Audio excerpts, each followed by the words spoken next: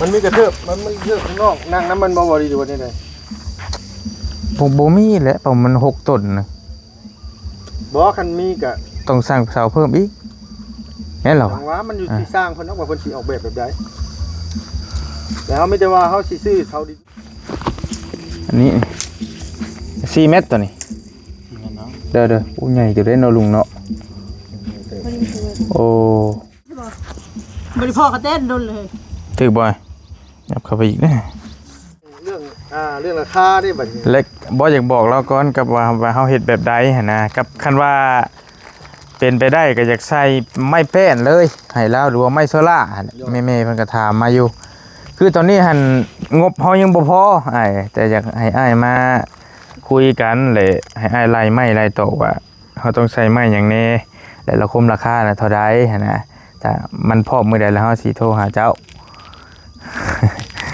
เท่าไรวันนี้ราคาว่ามาเพิ่ง12 ล้านไป12 ล้าน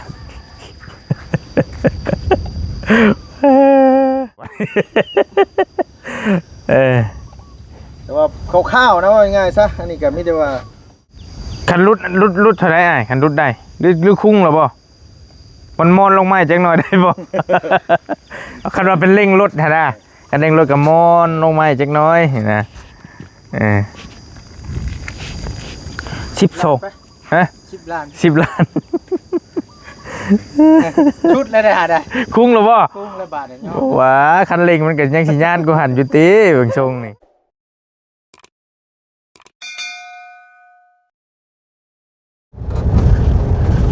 รีบแล้วร้ายกับบาปแล้วนี่เนาะใส่โคกไปพวกเหยียบเนาะเนาะข่อยตัวเบาบุญทรงเด้อติเดี๋ยวกำลังอีกกระจังหน้ารถวิ่งออกไปไว้อย่างนี้แล้วอีกเอาพี่น้องทักทายสบายดีและสวัสดียามบรรยากาศช่วงแรงๆโบแรงแน่เนาะโบปฏิทินละบ่ายโมงพี่น้องเลยโอ้ยกระวนกระวายเลยมันมืดผลพุปีบอลี่พี่น้องกับลุงเฮิมกำลัง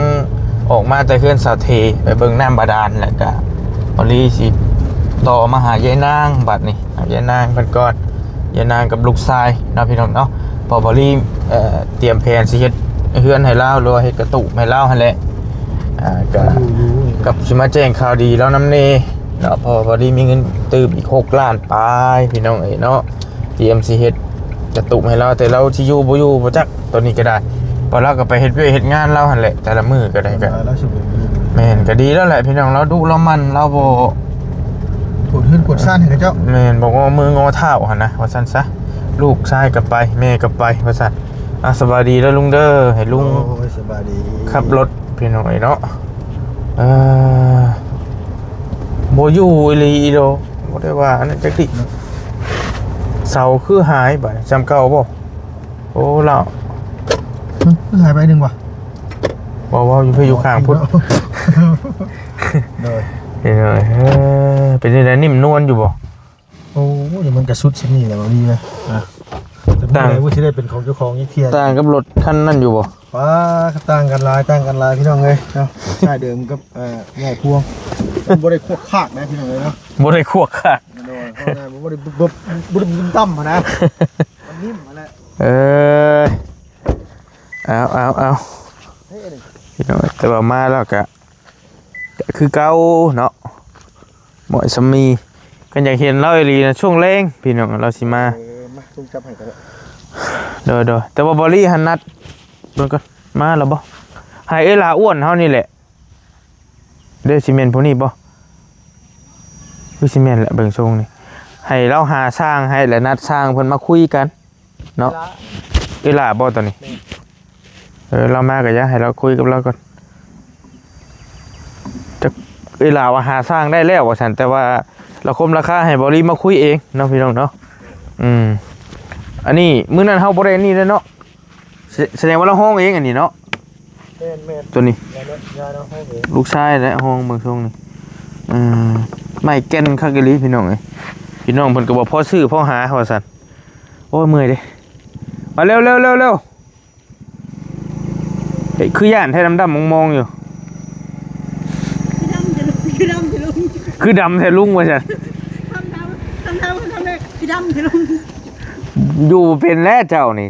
เรากำลังสิจกเงินให้เพิ่นบอกว่าเราดำใช่ช่างน่ะโทรหาแม่พี่มาโทรในพี่มาโทรในพี่ พี่ แล้วจะเบิ่งสภาพเขานี่ก็ เอา โอ้ ได้ตัวมือได้ตัวงามน่ะ แบบมีคนไป อย่าเจ้า แยกแค่นั้นอีก จะไปบอกเราด โดยสบายดี ำแบบนี้สบายดี ไปมือนี้ครับเลยนุ่งเครื่องแบบนี้นะ มันบ่เกี่ยวกับบ่สบายดอกมันเกี่ยวว่ามือใดตัวงาม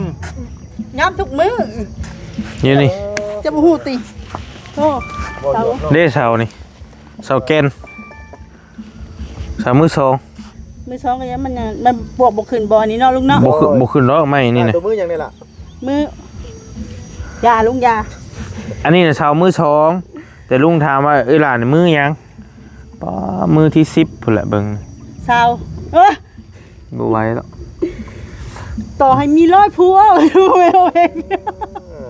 เรียกว่าแม่นนี่บ่ โดย ช่างมาจะใช้ช่างน่ะ สร้างขังเงินเฮาดิ ช่างข้างเฮือนเจ้า แม่นที่ว่าเฮ็ดเงินให้อันนี้ก็ยายจอยกับไอ้น้องนางนี่ เออ มาเลยที่บ่อนเด้เสียงรถ เห็นบ่ จังว่าโอ้ น่าสิแม่นเนาะเขาเปิดเพลง เสียงเพลงตึมอยู่ ได้อยู่แล้วมีปัญหาแล้วซ้ำได้อยู่ น่าว่าไปถามเพิ่นน้องทงบ่จัก จะโทรหาเราเลยไปนำไป อยู่ไกลเฮาไปนำ ไปนำไป บอกว่าจนว่าสิได้ไปนำโทรหาอะไรกันแล้ว อย่าเราบดจักหม่องหะนะ แม่นแล้วบ่จักเด้ พี่เด้อพี่เด้อ เฮ็ดจังแม่นดู หรือว่าออกไปนี่แหละ โดยอันนี้บ่ดีคอยสงสัยแล้วก็เดียวบางรายเทื่อเลย อันนี้นะเฮือนครัวแล้วนี่นะ ฮะ เนี่ยอันนี้นะเฮือนครัวแล้วมื้อนั้นนั่นบอรี่มื้อนั้นบอรี่มามื้อก่อนที่นี่หั่นแหละมาเห็นแล้วนางย่างชีนอยู่นี่ ย่างสัวชวดแต่ว่าบอรี่สะเทือนใจคือเราย่างชีนเอาย่างเราได้ชีนมาได้ใช้ย่าย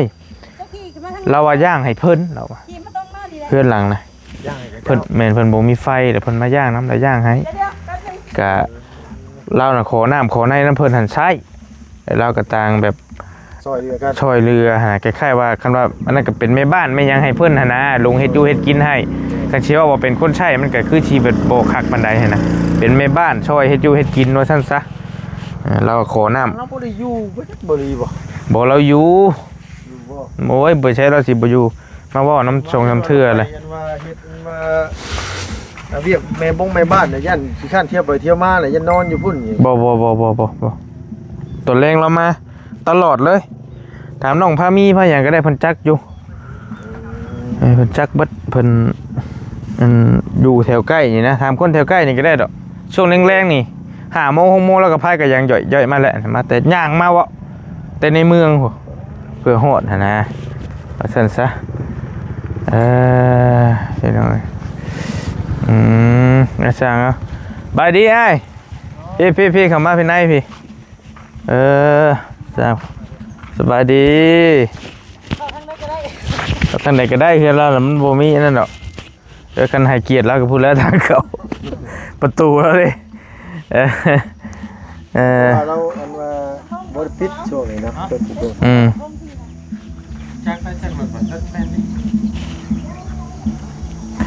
มาคุยกับอ้ายเพิ่นก่อนพี่น้องให้อ้ายเพิ่นมาคุยราคมราคากันก่อนว่าสิจะได้เนาะสบายดีสบายดี เด้อสบาย ทางอันนี้ผู้ซอยทาง เจ้าเชียร์กับเราบ่ เอาไว้อยู่คือเรามีรูทีมแล้ว มีลูกทีมนี่ก็โคเฮ็ดน้ำเล้าคันว่านั่นก็ได้ ไม่ใช่ให้เจ้าตัวบ่เราจะไปยันเกะกะติดู นั่นก็ได้ได้เนี่ย กัน ไปได้ กันยืนไม้ให้แล้ว ได้อยู่นี่นะ นี่ได้เฮาสร้างเสามาได้6 ต้น แต่ว่าเสามือ2ดอกสิเฮ็ดอันตะกี้ว่าแบบใดสิแบบนี้นะแต่ว่าสิเฮ็ดประมาณสักก็ยังคุยกันอยู่ว่าประมาณสัก4 คูณ 5 4 เมตรคูณ5 เมตรเนาะ แม่นจักมันสิประมาณได้อีหลาหานี่ไปเอาอันนั้นให้นี่แมทน้ำหลังรถเฮานะ ได้แม่น จะมีบ่โอเค แล้วฮักไม้ด้วยให้เราแทกเบิ่งว่ากัดซีคูณ5แล้วมันสิประมาณใดหั่นน่ะจะฮักไม้มั้ยพี่ได้เราจะเฮ็ดเลี้ยงไปพี่หันหน้าเอาพี่ ปีหน้าไปพุ่น แม่น โอ้ไม่จ้ะหาหักดีกันเด้ไม่เรียนสับลาดดู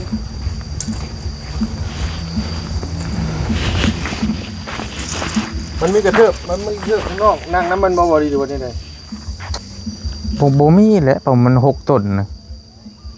บ่คันมีก็ ต้องสร้างเสาเพิ่มอีกแม่นเหรอ จังว่ามันอยู่ที่สร้างเพิ่นเนาะว่าเพิ่นสิออกแบบได้แล้วไม่แต่ว่าเฮาสิซื้อเสาดินมาให้เพิ่น เพื่อนลุงอาจเลยแต่ว่ามันต่ำกว่าหั่นน่ะนะเฮือนไอ้อาจหั่นนะหาบ่ให้เราลองเบิ่งหาเม็ดทางอ้ายแล้วน่ะ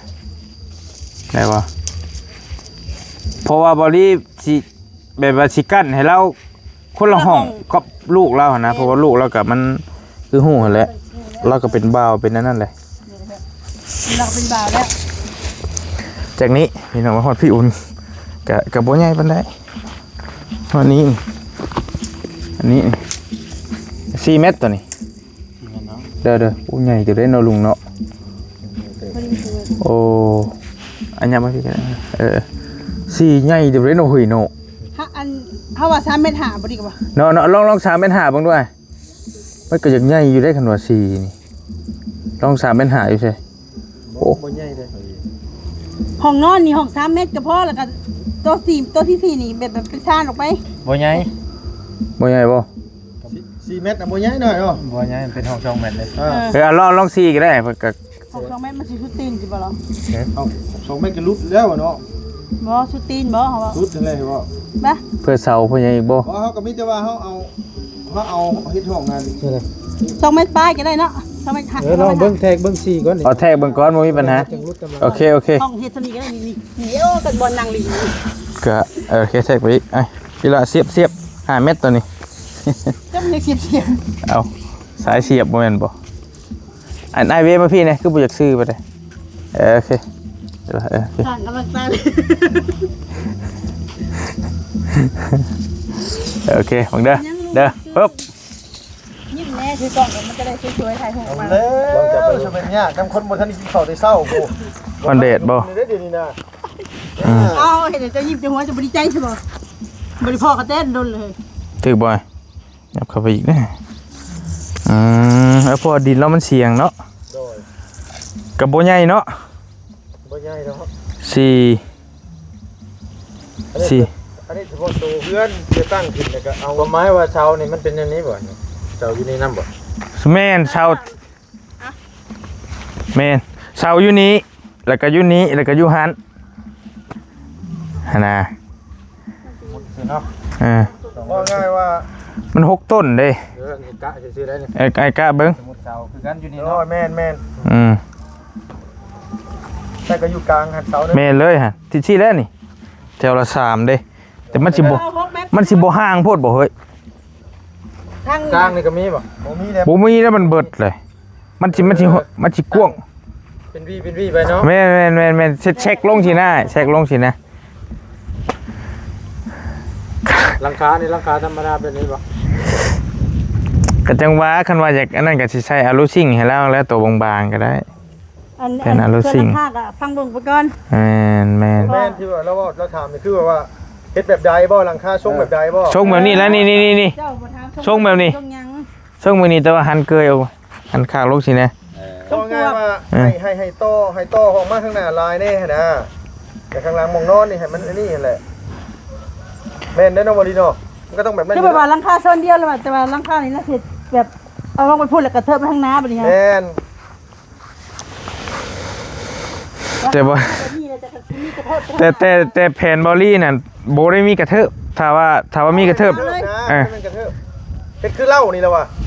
แม่นแบบเดียวกับเหล้าเลย เหล้านี่นะเปล่าเป็นช่วงเหล้าที่ว่าวันที่แล้วเฮาสิตองมาข้างหน้ามันยาวกว่านะเอามาทางหน้า แต่ว่าคันงบเฮาพอแหละก็เฮาหาซื้อเสามาอีกก็ได้เฮ็ดกระเทิบให้เราพอละนางลิ้นเนาะก็ได้กันทางหน้านะจัก2เสาคือสิได้อยู่เนาะ3อีกแล้วที่เป็น9อีกแล้วบ่ ว่าจะเอาตัวเพื่อนมันแล้วกันนะ เอาตัวเฮือนก่อน มันบ่ห่างโพดบ่อ้ายคมหมายว่ะอ้ายว่ะ ห้างได้บ่ดีเลย ได้อยู่แม่นบ่ ได้ มันโบเอ็นกลางเนาะ โบเอ็น บ่เห็นดอก ว่าพื้น อันตั้งกลางเขาก็ทำอะไรย่ามันเอ็นเขาก็เอาไม้จะยังไงมาตั้งกลางก็ได้เห็นเป็นเสากลาง หรือว่าเฮายับเข้ามาจักหน่อยบ่มอง3เมตร5แล้วก็กันที่โตเกยออกมาให้เราก็จัง งับเขาคันบ่มีเสากลาง มันเอ็นได้ลุงเอ้ย แล้วมันห่างพุ่น มันห่างโพดความหมายเฮาว่ะ มันเพราะว่าไม้มันก็มันอยู่แล้วแต่ว่า เออ คันว่าเฮาใช้มันเป็นไปช่างตัวว่าลูกตังทางกลางน่ะได้ มีไม้ มีไม้ เออ ตั้งกลาง มีตั้งทางการมีเสาอีกอันหนึงหั่นนะ เขามีได้เสาสี่เหลี่ยมแบบนี้ฉันทำนี่ฮะ มีบ่ เป็นเราเชื่อมาให้คันเทียบแบบนั้นเนาะ เพราะว่า เอาแบบนั้นก็ได้เพราะมันจังพื้นที่แล้วจังกว้างเลยฮะนะ กะบ่เอาหมองนอนก่อน ให้หน้า12ก็ได้หน้า12 15ก็ได้บ่ให้ดอก ได้บ่ บ่ขนาด12นำขนาด12 15นี่บ่เอ็น เป็นปืนกี่ยันนะเชียว ขนาด เถียงหน้าบ้านเฮาก็มีแต่6เสานึงบ่ได้เอ็นได้ห้าง บ่เห็นบ่ บางเทื่อน่ะ5คูณ6บางเทื่อน่ะ อืม หน้า10หน้า8แล้วยังให้เนาะ ขนาดน้อยน่ะเอ็น หน้า12หน้า15ขึ้นไปแล้วบ่เป็นหยัง มันว่าไงว่า บ้านนี้ มันใส่ไม้3ตัวนะน่ะนี่ เราเนาะ เขาสิซื้อตีนเสามาอีกต่างหากหั่นน่ะเลยอ้ายแล้วเขาเกียนออกข้างใดข้างหนึงปาดออกเอาไว้ข้างใดข้างหนึงเดี๋ยวเขาสิหาซื้อตีนเสามาอีก6อัน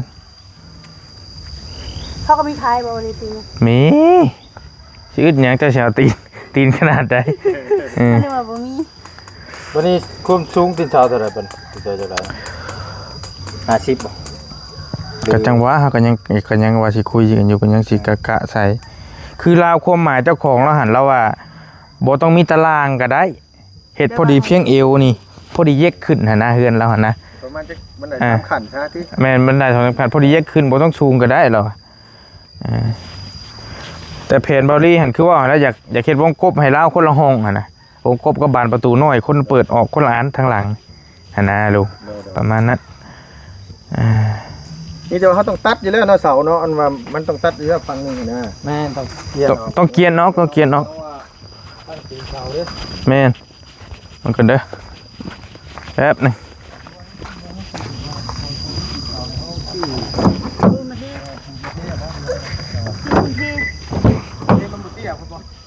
อย่ามาเตี้ยโพดได้ลุงอาหารสร้างแล้วแทกเบิ่งป้านี่ก็ไปบ่เลย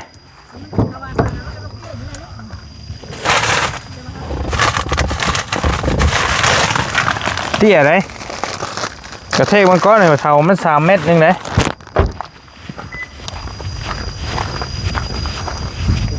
แล้วต้องตัดเอาอีกเด้เมตรบ่3 เมตรบ่ไอ้ 3เมตร 3 เมตรก็ดี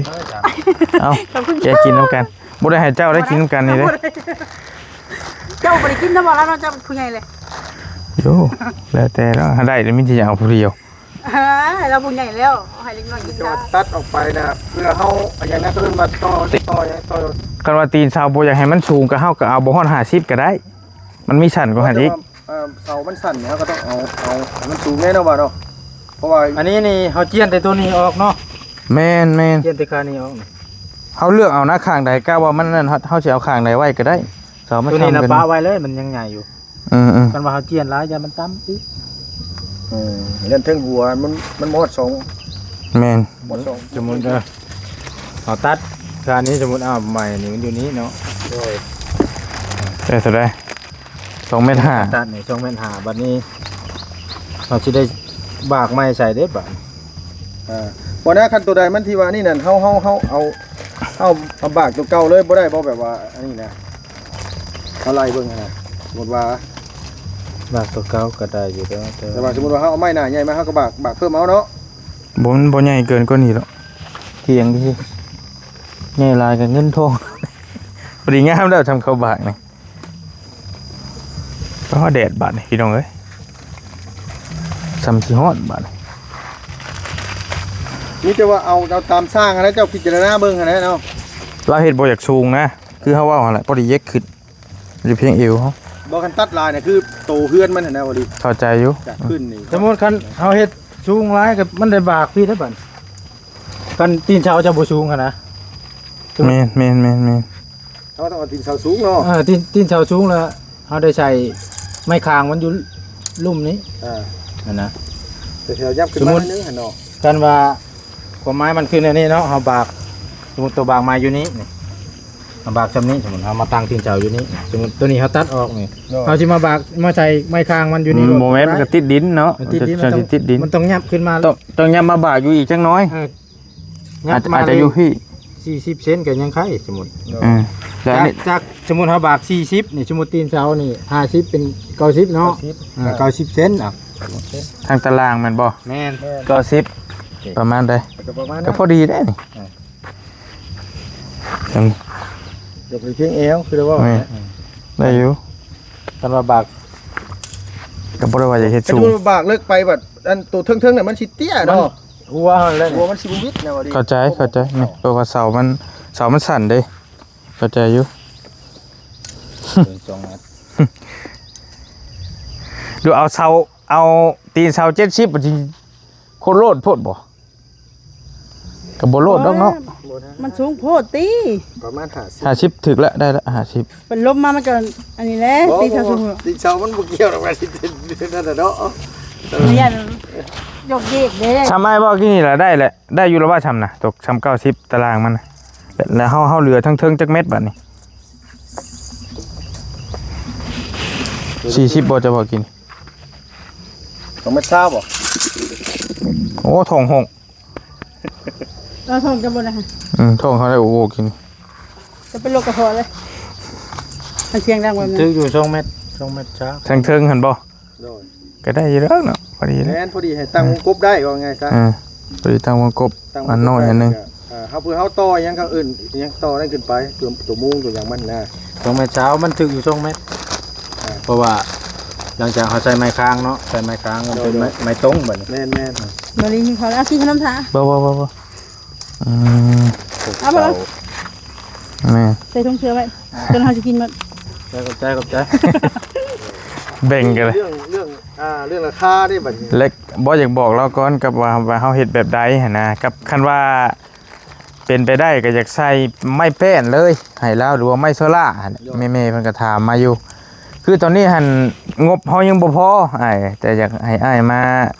คุยกันเลยให้อ้ายไล่ไม้ไล่โตะว่าเฮาต้องใช้ไม้หยังแน่และราคมราคาน่ะเท่าใดหั่นนะถ้ามันพร้อมมื้อใดแล้วเฮาสิโทรหาเจ้า เท่าไรวันนี้ราคา ว่าเพิ่ง ไม่ก็ไม่นะเป็นไม่เชล่านี่แหละกันว่านี่ก็ได้เนาะ มวนไม่ใช่ลากก็ไม่เป็นนั่นแหละ เฮ็ดนะมันฮอดขั้นตอนใดน่ะแล้วเลยบ่ แล้วแล้ว ไม่เซ็ตแล้ว พร้อมขึ้นอยู่หั่นแล้ว ยันว่าสมมุติคือบางบอลสุขไปเฮ็ดเนาะ โดย ยึกมุ่งเลยก็ยุดนะ คือว่าเห็ดไปทีละขั้นตอนซะเราอ่ะ ถือว่าแอมเรียบร้อยมันสิ พร้อมขึ้นอยู่แล้วแหละ พร้อมขึ้นอยู่เลย ประมาณนี้แล้วก็ปูแป้นปูคือพร้อมขึ้นอยู่ว่าซะติด โดยว งกบบานประตู ก็อยากฮู้ราคมราคานะว่าเท่าไร วงกบทางเข้าหั่น2ป้องเอาป้องธรรมดาแล้วก็ป้องเยี่ยมหั่น ฟังละป้อง ป้องเดียวแม่นฟังละป้องสิกั้นให้เรานี่นะครึ่งนี้แหละเพราะว่าเราเป็นห้องคนละห้องกับแม่ลูกแล้วหั่น งานไปให้เราอยู่ แม่นซั่นซะทางซอยคอยให้เราอยู่ยามฟ้ายามฝนเลย กินงานไปดำนาไปเลย เฮาก็ยังบ่ได้ว่าสิให้เฮ็ดเดี๋ยวนี้ดอกแล้วก็ให้อ้ายคำนวณไม้ว่าต้องใช้ไม้หยังจักสิแล้วอ้ายจดไม้เฮาก็ได้ส่งให้อีหล่าก็ได้เดี๋ยวเฮาจะไปสั่งมาไว้หั่นนะแล้วเฮาหาค่าสร้างค่าหยังมาพร้อมเลยเฮาสิอ้ายมาเฮ็ดบาทเดียวเลยนะ เราก็ถ่าทำทีมงานยังนะก็มีแต่ว่าราคาก็มีแต่ให้เราทำ เพราะว่า ตอน อัน นี้ นี้ก่อมันนะเขามาเฮาก็บ่ได้สุดก่อมันนะ เอานั่ง เพราะว่าหมู่ว่ามีแต่จะเอาไปเบิ่งเลยไล่มามัน จักคนจะเห็นเหมือนกัน 4 ปาด ยิงตามกันงานใหญ่แล้วเป็นชิปพุ่นแล้วสิข่อยเอามาเพราะว่า แล้วไว้แล้วไปงาน คือเราเห็นไปว่านี่ว่าง านน้อยบางที ซอย ก็ กัน มา หลาย 2 ค คน น นะแล้วก็มันแล้วไว้ อันนี้ก็2คนก็ได้รู้แล้วแต่เจ้าดอกตอนนั้น มันบ่เกี่ยวกับ บ่พื้นมันหั่นนะแต่แล้วแต่เราดอก เพราะว่าหมู่ให้มาเบิ่งเลยจังหวะ เพราะว่าเฮาก็ถ่ายคลิปอยู่นำนี่แหละทั้งผู้ใหญ่ใจะดีผู้เพิ่นเบิ่งเพิ่นก็สิได้ฮู้เด้อค่าสร้างเท่านี้เท่านั้นเท่านี้เพิ่นก็จะได้กะถึกหั่นนะสั่นซะ มุ่งไปในอลูซิงบ่ ก็คิดว่าอยากใส่ให้เราแบบนั้นนะอลูซิ่งตัวขนาดบางอะนะมีผู้ช่างใหญ่ต่างหากบ่อ้าย ได้อยู่ ผู้สิเฮ็ดนำนะมันต้องคุยกันเนาะให้มันละเอียดละออว่าซั่นซะ แม่นความหมายว่าเราว่าสงสัยเราเป็นจะเป็นลูกมือคำบ่เขาอาจสิเป็นกว่าเลยเนาะแม่นบ่ แม่นคือบอลลี่กับชื่อชาวกัน400,000ได้อันหนึงหาเอ้ยสั้นๆเฮาชื่อไปชื่อน้ำเวียนฮะหาบ่ค่อยได้ โอ้ยน้ำเวียดเฉพาะแล้ว บ่น้ำลาวกับบ่มีเด้ มันไม่แก่นเราว่าไม่แก่นเอาก็เอาเฮ็ดจะได้ละ2ล้านปลายได้นั่นน่ะ2ล้าน4 บ่ไม่แบบนี้มันแพงอยู่แล้ว มัน ต่อ แก่น ให้เป็นมือ2มือ3ก็แพงอยู่แล้วนี่ เสามือสองยังเพลงกว่าอันนี้ บัดแล้วแหละเงินน้ำเฮาตอนนี้มันก็เหลืออยู่กับจักสิแม่นจักล้านแหละ มันต้องเข้าคุมเลย เพราะว่าจะพูดว่าช่วงนี้ไม้ที่ว่าเขาตัดมันบ่คือไม้ตะกี้มันอันนี้พอนี้มันก็แตกเนาะเวลาเขาไปเห็นงานมันแตกมันอันมันหย่างออกมา แล้วสิให้อ้ายเราก็ยังถามหมู่พี่น้องให้อ้ายเราถามหมู่แหละก็เดี๋ยวสิเอาเฟซเอาเบอร์เราไว้ก็ได้แล้วก็เราคุยกันว่าเราสิเฮ็ดให้ได้ เฮ็ดผู้เดียวนะเฮาเว้าโลดก็ได้นี่สมมุติ เขาบอกไปแล้วหมู่มาเฮ็ดน้ำสิติ บัดเฮาเว้าแล้วบัด เอา หมู่ผมว่าคือถูกแท้บัดพอแฮงอีกบอกเขาบอกเลยว่ากับเฮานี่นะโอ้ยอย่างเนาะสติ้งเขาก็มีอุปกรณ์เพิ่ม ผู้นี้อยากเฮ็ดเด้เจตะปูเก่าเขาเจ้าโดนขาดเลยโซนโทรหาโอ้นี่เบิกขึ้นแน่เบิกไปเบิกมาเบิดเกลี้ยง บ่ให้ได้งานบ่แล้วเอากันแล้วจังว่าการพี่น้องเลยมีแต่ให้อ้ายเราคิดไปคุยกับหมู่มังกรว่าเพิ่นสิช่วยเฮาได้เท่าใด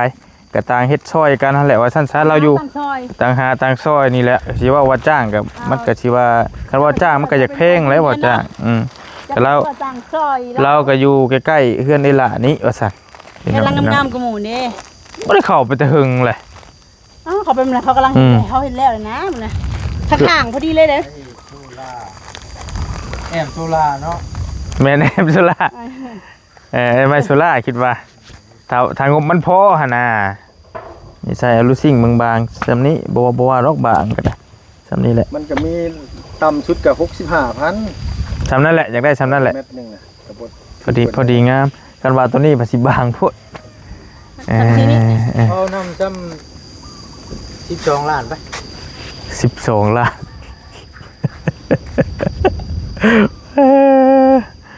เบ็ดเสร็จเลยเนาะไอ้เนาะ เบ็ดเสร็จไม่แต่ขึ้นอยู่เลยนะแบบว่าใส่โซล่าได้กันว่าปากกระเตะมันก็รุดอีก อันนี้ก็บ่แล้ว โอ้ฝากกระเตมันบ่แย่งดอกคันว่าฝากกระเตอีหล่าอ้วนใช่ก็ได้ต่ำนี่ก็ได้ เป็นรถทั้งกระซีให้ง่ายเลยแต่ก็ต่ำเลย ต่ำเลยเราตอกเนาะ ดังต่ำเลยทั้งกระซีกัน 12 ล้านติเฮ้ยเอาเงินมาใส่ได้มาจ้างเราวะ แต่ว่าคร่าวๆนะว่าง่ายๆซะอันนี้ก็มีแต่ว่าไม่ได้ก็ จะฟ้องเบิ่งสุดยอดก็ต้องปรึกษากันก่อนนะ เข้าใจอยู่ลมกันบ่ได้ก็บ่เป็นหยังดอกเข้าใจอยู่พี่น้องเพราะว่า จ้างได้ก็ไม่ คันรุดเท่าไรอ้ายคันรุดได้หรือคุ้งหรอบ่มันมอนลงไม้จักหน่อยได้บ่ คันว่าเป็นเร่งรถหั่นน่ะคันเร่งรถก็มอนลงไม้จักหน่อยนะ12ฮะ 10ล้าน 10 ล้าน ชุดเลยได้หาได้ คุ้งหรอบ่ กุ้งละบาทเนาะ ว้าคันเร่งมันก็ยังสิย่านกูหันอยู่ติเบิ่งทรงนี่เบิ่งพี่น้องเอ้ย10 ล้านเนาะ10 ล้านถ้าเป็นเรทเงินบาทตอนนี้ก็ประมาณ 16,000ประมาณ 16,000 บาทพี่น้องเอ้ยคุ้งแล้วตัวนี้เนาะคุ้งแล้ว โอเคถือว่าคุ้งแล้ว เรื่องรายการเลยเฮาที่ชงให้ตำลัง โอเคก็มีแต่เฮาก็บ่ทันตอบตกลงมาแนวใดให้นะแต่สิไปปรึกษาทางผู้เพิ่นซอยน้ำแน่แหละจังใดก็เดี๋ยวสิส่งหาไปเลยโดยกันว่าจ้างก็ชงหากันว่าได้เจ้า ก็ยอมได้ทางผู้สิจ้างนะ แม่นเพราะว่าก็เฮาสินี่มันก็งบเฮามันก็จำกัดนะอ้ายยังหาเครื่องหาหยังมันมาอีกก็ยังบ่ได้แม่นง่ายหั่นนะกันว่าแนวใดก็จังสิส่งหาเราใหม่ ไม่เสร็จไม่ ตรงไม่คือไม่คางยังบ่มีเลย แม่น ไม่ค้างไม่คือไม่กด กะ ตรง กะสิเบิด ไม่ชีนัวไม่ขาว สิเบิดหลายเติบบ่หันก็ได้เบิดหลายล้านเติบได้หันกันเนาะบ่ฮอดพุ่นตี้เฮ้ย หลายล้านเติบเลย แต่เฮานิ่งเอาใส่เส้นเดียวก็ได้ติซำเทียงนี่ข้างละชิ้นสมมุติว่าเพิ่นเอิ้นไม้หยังทางลุมนี่ ไม่ค้าง ไม่ค้าง ค้างเลยก็ไม่ข้อซองไป หลังจากข้อซองเลยก็ไม่ตรง โดย ตรงตัวจีปูแบนเลย คำว่าคือเฮาเฮ็ดเฮือนใหญ่ขึ้นหลวงพ่อน่ะเฮาใส่คู่ไปเลยถึงลุมอะนะ อันนี้น่ะคือแบบ เนี่ยเส้นเดียวก็ได้ ย้ายเส้นเดียวเลย เส้นเดียวก็ได้ ย้ายตัวนี้ไปอีกแล้วก็ย้ายไม่เขาสองเนาะ ใช้อย่างละเส้นก็ได้นะ เอาตัวนา อย่าง นา เช่นคือสมมุติเสาเนี่ยมันเป็นวีหนึ่งเนาะ เออ ลุมในตัวหนึงถึงตัวหนึง แม่น แล้วก็ตั้งนี่กับตัวหนึงไว้พอสอง โอเค กับไม่ตรงก็มีแต่ว่ากันทางอ้ายร่มทางกับผู้ใหญ่เพิ่น ได้ขอบใจได้หลายใช่ได้เด้อนั่นน่ะสิทักหา เด้อ ขอบใจพี่น้องเอ้ยฮู้จักชุมเฮาอยู่หรอวะฮู้จักชุมเฮาอยู่ เรายังบอกว่าเราเป็น FC อยู่ เออ เอาโทรศัพท์หน่วยนั้นกับ ว่าเราเบิ่งอยู่เป็น FC อยู่ว่าซั่น ตาพ้นบ่เนี่ย เด้มีเพิ่นโทรมาบ่ได้อันนี้ก็ได้ไปขอบใจได้หลายเด้อไอ้หลายเด้อบัดชองแล้วเด้อเดี๋ยวเฮาสิโทรหา โทรหาอีก ขอบใจไป โดย โดย สบายดีเด้อ ไปพี่น้องพอดีเมย์มันโทรมาหน่อยหนึงกินอีกแกการสร้างก็ได้อยู่10 ล้านแล้ววะพี่น้องนะ จากที่นั่นใดก็แจ้งสิไปเบิ่งตัวจริงก่อนเนาะวอลี่ก็ได้ก็ขอความรู้ความเห็นนี่แหละจากพี่จากน้องว่าพอจ้างหรือว่าจังใดเนาะหรือว่าสิขอลงอีกบอกให้เราย้อนลงอีกบอกก็จังว่ากันตัวนี้ก็ได้บอดี้ไลน์เบิ่งน่ะประมาณ 16,000 บาทซะที่เราเอาน้ำกินนี่ฮะนะพี่น้องเอ้ย แต่ว่าเราบอกพร้อมขึ้นยูเนาะ พร้อมขึ้นอยู่เฮ็ดได้เบิดเลยหรือว่าเฮาสิขอเราลงอีกจักหน่อยก็น่าจะได้อยู่หั่นนะก็ยังบ่ทันว่าตัวนี้ก็ได้เพราะเงินทองก็บ่ทันครบเด้พี่น้องเอ้ยหรือสิต่อเราอีกสัก9 ล้านบ่หรือ8 ล้านสินะก็จังขอกันเราก็ว่าบ่มีปัญหาถ้าจ้างบ่ได้ก็คนใหม่ก็ได้หรอนะสิกันนั้นพี่น้องเอ้ยเนาะ